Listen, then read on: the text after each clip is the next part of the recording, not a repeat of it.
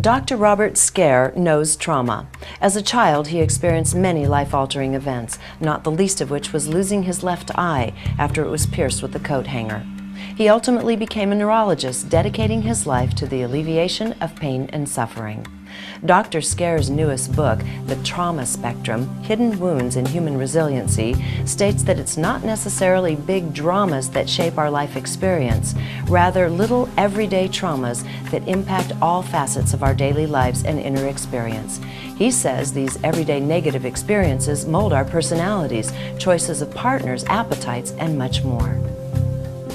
We have an epidemic of what we call chronic disease. And allopathic medicine doesn't know what to do with that. And you'll read this in many medical articles.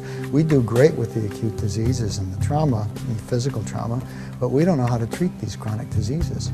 It's because we don't have a concept of where they're coming from. And they're coming from the little traumas that we expose ourselves to in this kind of culture, that are we're exposed to in everyday life. Right.